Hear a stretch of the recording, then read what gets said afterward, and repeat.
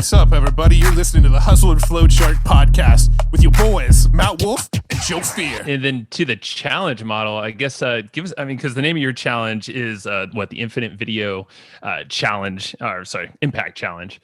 Yeah. And walk us through that, because I know a lot of people have heard about challenges, but I don't think they actually understand what the model looks like. Yeah.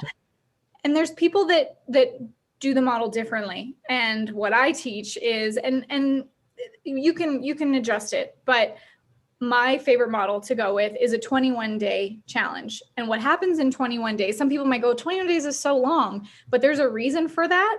And yes, you might have a 5-day challenge or a 7-day challenge, and it might be short for a reason. For example, I have a client that he does a challenge for like new grads, how to find a job. Well, yeah, when you're looking for a job, like you got to find a job fast. So 5 or 7 days is appropriate.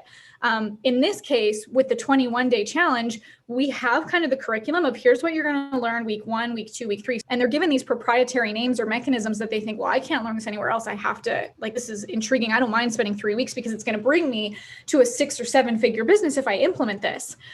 On the psychological side of it is 21 days is what they say it takes to form a habit, right? And so they're forming the habits that you're teaching them, this knowledge, these skills. But the other thing that it's creating is the habit of consuming your content and being a part of your community. They get in the habit of that. So before the 21 days are even over, they're like, I don't want to leave this. What happens next? How do I continue and stay in the community? I don't want it to be over. And that's where at the end of the 21 days, you have a graduation training, which is a webinar, which can offer them the next step, which can maybe be a $997 offer, or it can be an application to a high ticket. I love that.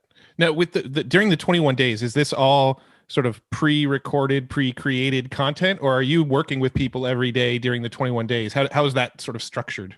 It can be. I prefer live, and I know lots of people that they might, and I teach how you can do this, especially if you want to scale your time. You can do it live the first few times, because I do think that you should. It's not set it and forget it. Don't just like not nurture these people and think, oh, I just can set it and run, do other things. That you can make these videos and then you can drip them out in the challenge. You can use softwares that make it appear like you're live if you feel like that's okay, integrity wise. If sometimes people are like, no, I could never do that. And I get that. But also for your audience, they like that interaction. And if there's some time for Q&A or just, responding, hey, I saw your video, I saw you're doing great, or just that feedback, and they feel like they have that connection with you. And really it's 5 or 10 minutes a day. So you have 5 or 10 minutes a day to go live to your audience that could bring you 6 figures every month. I think so. Yeah, no, that makes sense. Because in my head, when I was thinking of this challenge, I was thinking maybe you were getting on for like an hour-long, like daily webinar kind of thing, That was so daunting. And that's one of the misconceptions that when students come into our program, because I teach how to build these challenges, that they say, well, I'm going to do like a 7-day challenge, but it'll be an hour. And I'm like, I don't have an hour to spend every day. Even if it's promising me this big result, I really don't. I want it bite-sized and simple. I pay for ease and speed. And that also includes the speed at which I consume the content. Oh yeah. Yeah. I love it. And it's like the perfect indoctrination series, you're creating super fans during this whole thing. Cause is it free challenge, or is it like a low ticket? Low ticket. And Interesting. I've had clients that test the free challenge, and every time they go back to paid, because when people pay, they pay attention. They might get a bunch of people that sign up, but do they complete it?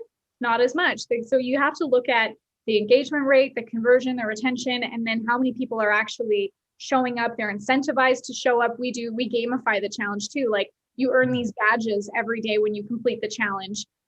When they complete the challenge, we put like a little badge post in the Facebook group, and we get them to comment under it when they've completed it and to share their takeaways. Well, guess what? Those takeaways become screenshots as social proof for when you advertise the challenge again.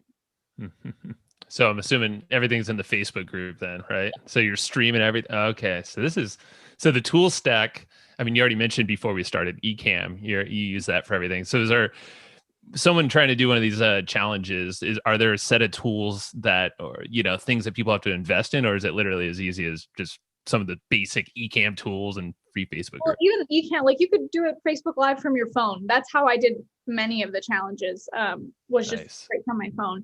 The basics that you need is just to outline your curriculum of what are you teaching them every day for 21 days.